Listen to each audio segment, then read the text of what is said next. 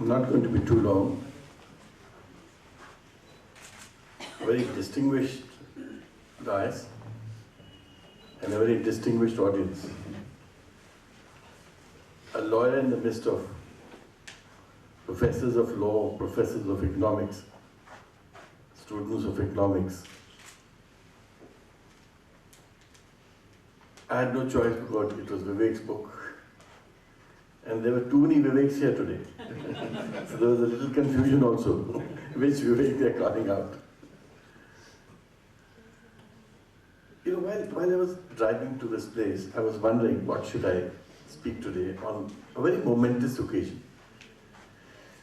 This book has three facets: innovation, law, and poverty. It's written in Hindi, innovation, kannon or Garibi. A very, a little oddity in the function is that we are all speaking in English for a book which is published in Hindi. But it's okay, the book has to read somebody else. You know, I have 35 years of experience of law. I've dealt with many governments. I've dealt with legislatures. I'm part of a legislature now as a member of Rajya Sabha. I've seen colleges, universities. I'm part of law college in the EC for the last 20 years. I was director of a management institute by choice in our university for 2-3 years. So I've seen all facets, and I also look at the implementation of policies. So, without going into details, what is innovation? Innovation is an idea. Ideas get translated into, they can be translated into law, they get translated into different types of actions. So it's like a triangle. You have law, you have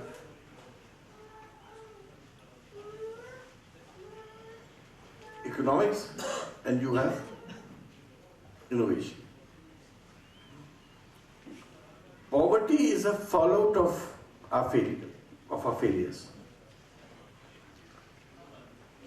Innovation means the country has bright ideas. People with bright ideas come with innovative ideas. I always say this in public.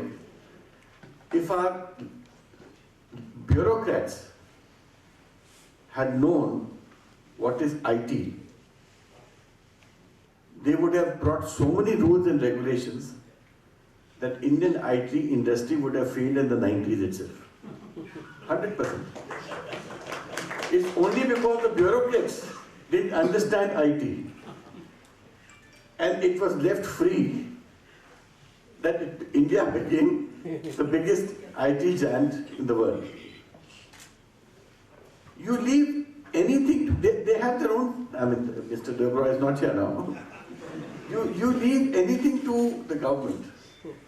When I say government, it's generally the bureaucrat. He will make sure that all powers concentrate with him. Unless and until we dismantle this apparatus of governmental power, nothing is going to happen in this country. Nothing will happen. Even to hold, I do these health missions every year. It is under the banner of Rotary. All NGOs join me. Professor Vijay Kumar knows about it also. This time, and it's always in a tribal area, I take the best doctors of India for 7-8 days. People even like Dr. Trehan, come and help me. You name the doctor and they're all there. This November when we had a camp, we had something like 1 lakh patients over a period of 8 days. We had thousands of surgeries of people who were suffering for decades. children, women, old, young. And I kept asking one question. Where was that medical administration for all these years that these people could never get a doctor to operate them, to treat them? It's not that we don't have hospitals. We have AIMS. You have invested crores in Bhopal on AIMS, hundreds of crores. You have medical colleges. You have district hospitals. But where is that cure which should have reached those people? If people have dental issues, they suffer that pain and agony for years because either the doctor is very expensive, they are tribals, they don't have money, or they don't even come to know that they can go to a dentist. So poverty is the biggest challenge that India faces. And poverty is all not in the cities, not so much in the cities. Cities, people are much better off. It's all beyond the cities. 70% of India doesn't live in cities. We are addressing those 70%. Sometimes I wonder, we talk of per capita income, economists talk of per capita income, they talk of GDP, but all this rise or raise, when is that going to reach that poor man in the tribal hamlet? I mean, these are elitist concepts which get propagated. Because I've seen it with my own eyes. I'm not talking something which I've not seen. So unless there is some sort of a strong bonding between innovation means ideas, law means lawmaking and enforcement, and economics, all that we have, the resources that we have, will never reach the poor. They are. It's not that my country has not progressed. It has progressed. It's done lots. We have ISRO, we also have Tata, we have everything. We have huge aviation industry, we have an automobile industry. But at the end of the day, this entire thing this glitz that you see, deals with only 10% of the people. It's not dealing with 90% of the people. Your education. Have you seen the education institutions in those villages? They don't have teachers. If the teacher is there, he doesn't teach. They don't have buildings. Delhi is much better off. You go to these large states, you go to Madhya Pradesh, you go to Bihar, you go to Orissa, you go to Bihar, UP. See the condition of education. So that is why when Professor Schäfer connects poverty with the decision making, both as a responsibility of economists and as a responsibility of lawmakers, I think this is the best thing that he can teach to people in this country.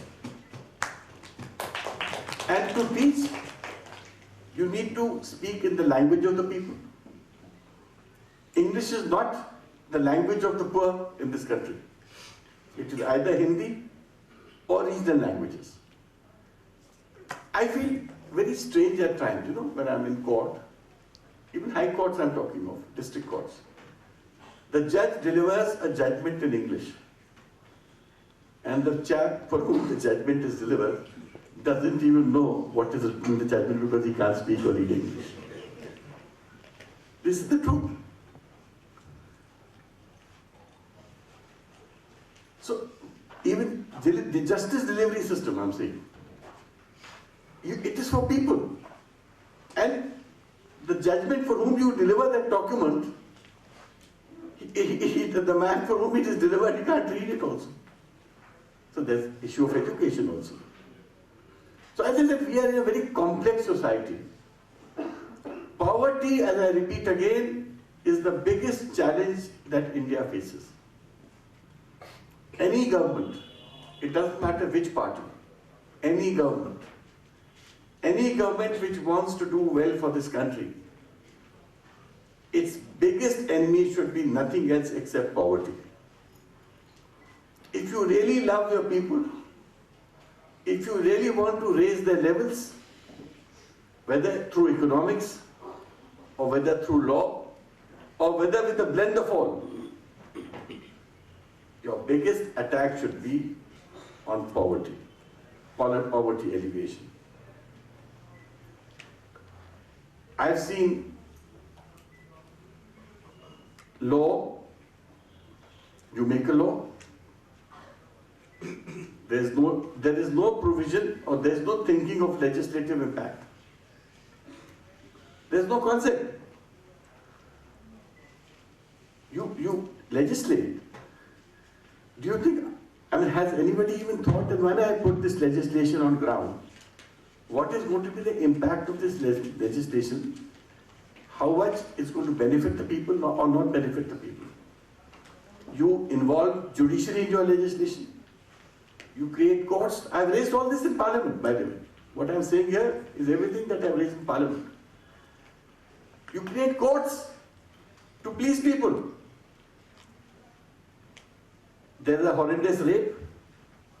You immediately make a law that henceforth there will be special courts to try rape cases, which means out of the pool who are hearing cases, same pool, you earmark 1,000 people for just rape cases.